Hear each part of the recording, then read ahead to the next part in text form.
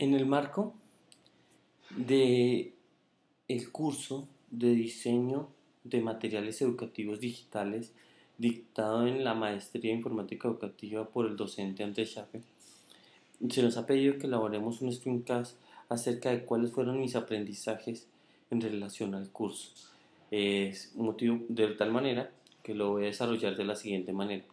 Para la presentación de lo que he aprendido, la voy a desarrollar según los contenidos desarrollados en clase. Así como hablamos inicialmente de las 10 consideraciones para el diseño de ambientes virtuales de aprendizaje, en él se mostró una estrategia novedosa de cómo mostrar contenidos, de cómo mostrar y diseñar materiales. Después hablamos del diseño instruccional, que era uno de los pilares de mayor interés en mi formación, en lo que yo quería aprender al momento de estar haciendo este curso. Después hablar un poco de cómo los mapas mentales apoyan y pueden apoyar el diseño de contenidos y de materiales educativos, además de cómo aprender a diseñar contenidos, objetivos de aprendizaje, diseño de actividades de aprendizaje, estructuración de contenidos, para terminar con evaluación de ambientes virtuales de aprendizaje y eh, finalizaré como último abordaje con un análisis de la metodología empleada en el curso que me pareció supremamente interesante. Al comenzar y afianzar la definición de una de las cosas que aprendí en el curso fue que logré afianzar la definición de un ambiente virtual de aprendizaje, entendiendo este ambiente virtual de aprendizaje como un espacio soportado por tecnología en el cual se ponen a disposición una serie de recursos al estudiante, como son los contenidos, como son herramientas de comunicación sincrónicas, asincrónicas, y mediante una serie de estrategias de interacción entre el docente y el estudiante me permite conocer eh, cómo los elementos se incorporan fácilmente en la definición, cómo garantizar que el estudiante aprende lo que se requiere, y en este aspecto me pareció supremamente interesante el concepto como tal de ambiente virtual de aprendizaje. Me gustó mucho el símil relacionado con las TIC son como la sal, el cual hace referencia a que eh, hace evidente que los extremos son dañinos y que no debemos controlarnos al respecto. El que no controlarnos al respecto sería una de las grandes dificultades como diseñadores instruccionales. También veo ahora con más objetividad a los nativos digitales y a los inmigrantes digitales, ya que es en ese proceso de formación, tanto el uno como el otro, eh, entiendo cuál es el rol del estudiante en los ambientes virtuales, así de cómo debemos los docentes dar herramientas de autonomía a los estudiantes para desenvolverse en la sociedad del conocimiento. También veo con más objetividad, no es igual lo presencial que lo digital. Cuando desarrollo materiales eh, digitales, no debemos cometer el error de llevar lo que nos funcionó en la presencialidad a la virtualidad, de tal manera que debemos desarrollar materiales virtuales que sean hechos con esta intencionalidad, o sea, con una intencionalidad clara, y no caer en el error de que lo presencial es igual a lo virtual.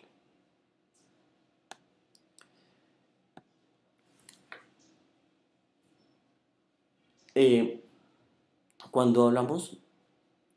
para ingresar a los ambientes virtuales de aprendizaje debemos tener diferentes aspectos a tener en cuenta, como lo es que sea interesante, que sea intuitivo, que sea eficiente para el estudiante, siendo retador,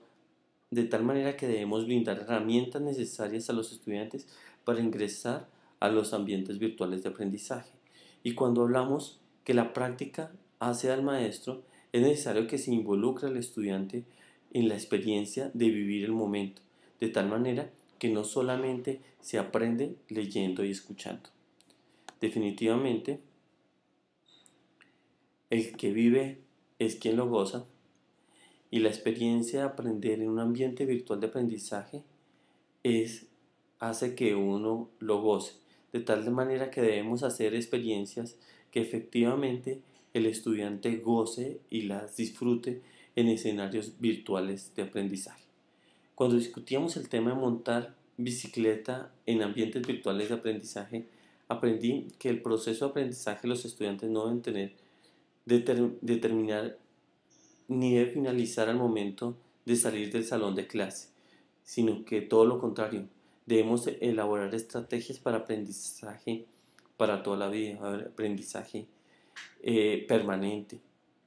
Nada se pierde al cometer errores, de tal manera que, en cambio, sí se aprende mucho cuando se cometen esos errores. De esta manera, debemos alentar a los estudiantes a trabajar el tema de experimentación, a probar sin importar qué tanto se ha desarrollado, aprender de su experiencia y perder el miedo a cometer errores. Aprendí en el diseño instruccional que el propósito inicial del diseño instruccional radica en poner a disposición de quien quiera aprender los recursos, espacios y oportunidades para aprender, convirtiéndose en un escenario propio del proceso para el diseño de ambientes virtuales de aprendizaje. Aprendí que el diseño instruccional va más allá del garantizar el proceso de comunicación entre el docente y el estudiante de manera efectiva, sino que busca facilitar el proceso de aprendizaje del estudiante, que va desde la organización de los contenidos hasta el proceso de evaluación, brindando coherencia entre los contenidos, objetivos, actividades de aprendizaje y actividades de evaluación, pero yendo más allá, haciendo seguimiento a las prácticas docentes, teniendo en cuenta factores de contexto en los cuales se desenvuelve el estudiante, en las condiciones técnicas y las características del usuario. Son múltiples los modelos que se realizan el diseño instruccional, cada uno con ventajas y desventajas, pero definitivamente lo rico de la educación es que no existen recetas para el diseño de procesos o criterios de enseñanza, sino que debe ser propio a quien ejerce dicha labor. Uno espera una receta, pero gracias a Dios no existe. Aprendí que como herramienta los mapas mentales son útiles para la elaboración de los pasos para caracterizar y elaborar el diseño instruccional, ya que permite darle coherencia entre lo que está de contexto, en lo pedagógico, en lo técnico, en los objetivos, en las competencias y brindar una coherencia a todo el proceso para elaborar y organizar el material de estudio y así darle coherencia y validez a los contenidos y más aún a las actividades de aprendizaje.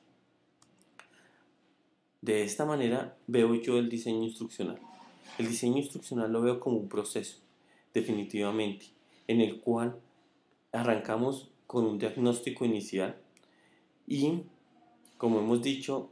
existen muchas formas de hacer el diseño instruccional, pero debemos partir de un diagnóstico inicial. Este diagnóstico debe estar apoyado para hacer el diseño y desarrollo e implementación de las actividades y estar acompañado de actividades de evaluación, siempre de manera permanente y retroalimentación permanente hace que las actividades del diseño instruccional sean mucho más enriquecedoras.